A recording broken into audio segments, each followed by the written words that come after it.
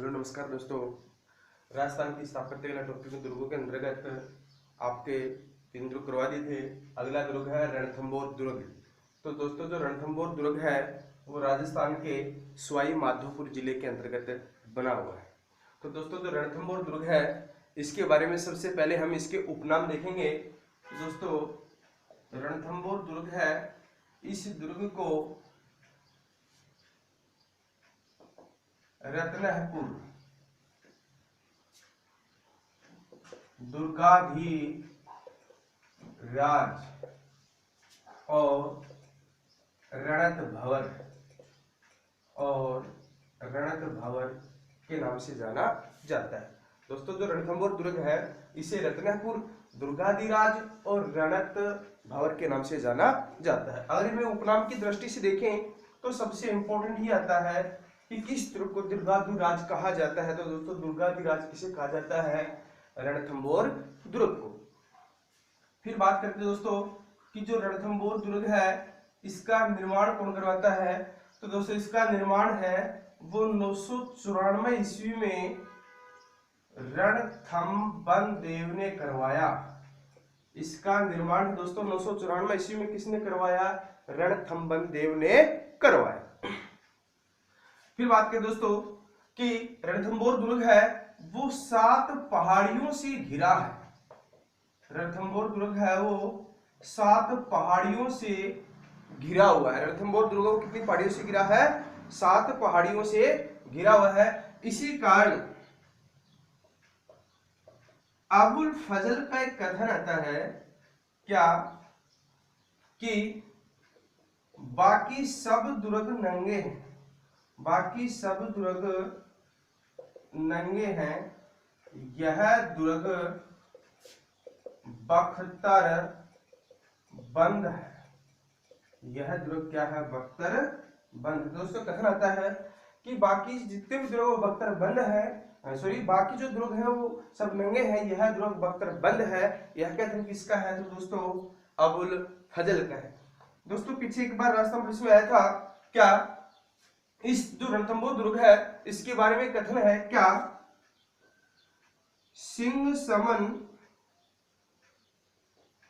सतपुरुष वचन, सिंह समन सतपुरुष वचन कदली फले या फलत एक बार। ठीक है दोस्तों, सिंह समन सतपुरुष वचन कदली फलत एक बार, हमीर हठ तिरिया तेल चढ़े न दूजी बार। ये दोस्तों राजस्थान पुलिस में आया हुआ है कि हमीर हठ तिरिया तेल चढ़े न दूजी बार। किस दुर्ग के बारे में? तो दोस्तों रणथंभौर दुर्ग के बारे में। और दोस्तों किसके बारे में कहा जाता है? तो दोस्तों हमीर के बारे में कहा जाता है। देखिए, सिंह समन सतपुरुष वचन कदली फलत एक बार, हमीर हठ तिरिया तेल चढ़े न दूजी बार। तो रणथंभौर दुर्ग के लिए और रणथंभौर दुर्ग में किसके लिए कहा जाता है? तो दोस्तों हमीर के लिए कहा जाता है। अब देखिए दोस्तों जो रणथंभौर दुर्ग है इसके ऊपर 1290 ईस्वी में और जलालुद्दीन खिलजी, जो अलाउद्दीन खिलजी का चाचा था जलालुद्दीन खिलजी, वो 1290 ईस्वी में इस दुर्ग के ऊपर आक्रमण करता है। तो दोस्तों जो रणथंभौर दुर्ग है इस रणथंभौर दुर्ग की कुंजी, रणथंभौर दुर्ग की कुंजी, तो दोस्तों रणथंभौर दुर्ग की कुंजी कहा जाता है झाइन के दुर्ग को, जो रणथंभौर में बना है झाइन का किला। तो दोस्तों 1290 ईस्वी में जलालुद्दीन खिलजी इस किले पे आक्रमण करता है। तो इस किले को जीतने के लिए पहले झाइन पे आक्रमण करता है। तो जलालुद्दीन खिलजी झाइन के किले को तो जीत लेता है, झाइन के किले को तो जीत लेता है, लेकिन जलालुद्दीन खिलजी रणथंभौर के किले को नहीं जीत पाता, यानी इस किले को नहीं जीत पाता है। तो दोस्तों जलालुद्दीन खिलजी का कथन आता है क्या,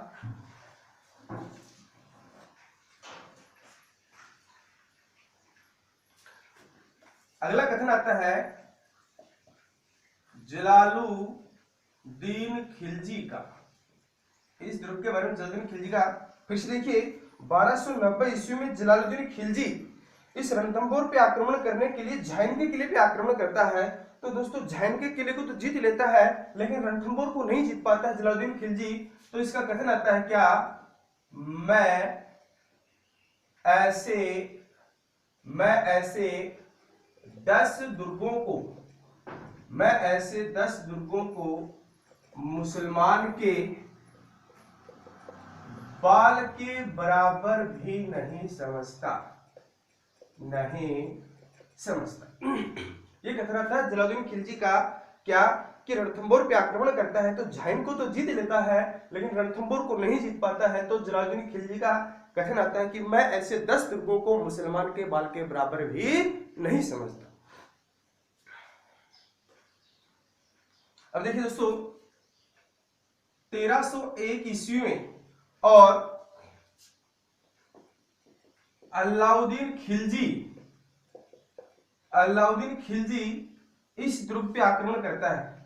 ठीक है, तो देखिए यहाँ के तत्कालीन समय के शासक होते हैं दोस्तों राणा हमीर, और जो रानी होती है राणा हमीर की वो होती है दोस्तों रंगा देवी। इसकी रानी कौन होती है, रंगा देवी। अब देखिए दोस्तों 1301 ईस्वी में अलाउद्दीन खिलजी रणथंभौर पे आक्रमण करता है, लेकिन इस रणथंभौर के आक्रमण से पहले और 1299 में और झाइन, क्योंकि जो झाइन का किला है इस झाइन के किले को क्या कहा जाता है, रणथंभौर दुर्ग की कुंजी। यानी रणथंभौर को जीतने के लिए पहले किसको जीतना होगा, झाइन के किले को जीतना होगा। तो 1301 से पहले ये घटना बताते हैं कि 1299 में अलाउद्दीन खिलजी झाइन के किले पे आक्रमण करता है। तो दोस्तों झाइन के किले पे आक्रमण करता है तो झाइन के किले को अलाउद्दीन खिलजी जीत लेता है, लेकिन अलाउद्दीन खिलजी के 2 सेनापति थे, एक था उलुग खां और दूसरा है नुसरत खां। तो दोस्तों यहाँ पे नुसरत खां मारा जाता है, यहाँ पे नुसरत खां क्या जाता है, मारा जाता है। अब क्या करता है कि जो अलाउद्दीन खिलजी है वो हमीर के सेनापति होते हैं, एक होता है रणमल और दूसरा होता है रतिपाल। रणमल और रतिपाल जो हमीर के सेनापति हैं, तो इन दोनों को अलाउद्दीन खिलजी है वो अपनी ओर मिला लेता है और 1301 ईस्वी में अलाउद्दीन खिलजी है वो रणथंभौर पे आक्रमण करता है।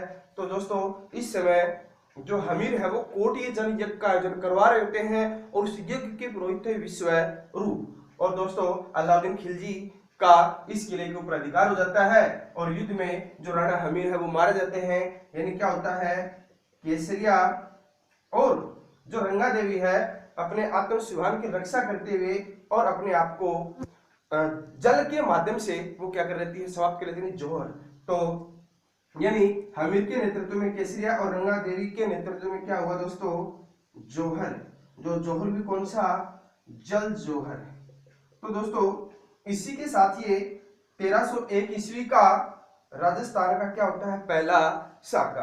तो दोस्तों यहाँ पे इनकी जो पुत्री है, कुछ पुस्तकों में नाम देते हैं देवल दे और कुछ पुस्तकों में इसकी पुत्री नाम देते हैं पद्मला। तो ये इनकी पुत्री भी इनके साथ क्या करती है, जौहर। जो राजस्थान का क्या होता है, पहला जौहर। किस दुर्ग में, रणथंभौर दुर्ग में।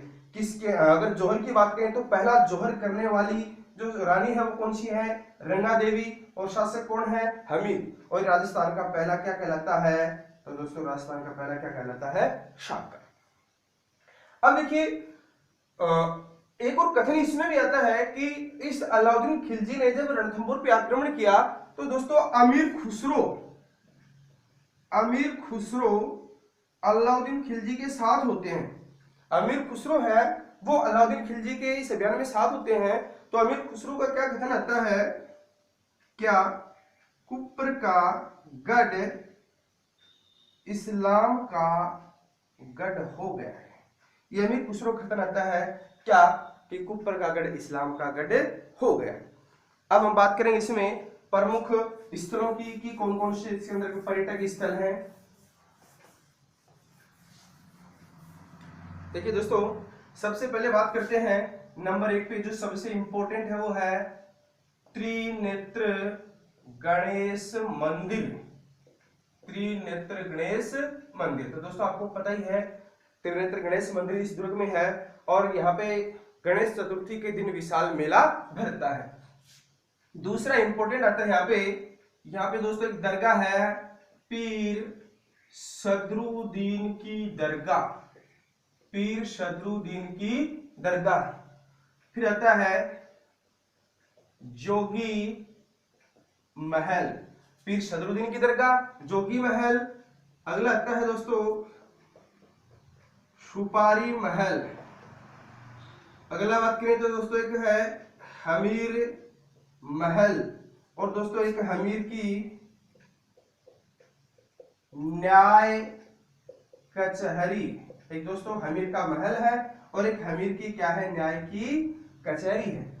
उसके अलावा दोस्तों यहाँ पे झोरा भोरा, तो झोरा भोरा ये भी पर्यटक के इसके अंतर्गत आते, दर्शनीय स्थलों के अंतर्गत। तो दोस्तों बड़े दो नाच के क्या है, पात्र है, झोरा और भोरा। उसके अलावा देखें तो एक है दोस्तों 32 खंभों की छतरी, 32 खंभों की छतरी भी इंपॉर्टेंट है। इस 32 खंभों की छतरी का निर्माण हमीर ने अपने पिता जत्र सिंह की स्मृति में करवाया। उसके अलावा देखें तो दोस्तों एक आता है नवलखा दरवाजा, नवलखा दरवाजा। तो ये सभी पर्यटक स्थल, दर्शनीय स्थल है इस रणथंभौर दुर्ग में, सारे के सारे इंपोर्टेंट हैं। जैसे त्रिनेत्र गणेश मंदिर है, पीर सदरुद्दीन की दरगाह, जोगी महल, सुपारी महल, हमीर महल, हमीर की न्याय की कचहरी, झोरा और भोरा जिसके अंदर जो 2 अनाज के पात्र हैं और 32 खंभों की छतरी है और नवलखा महल है। धन्यवाद।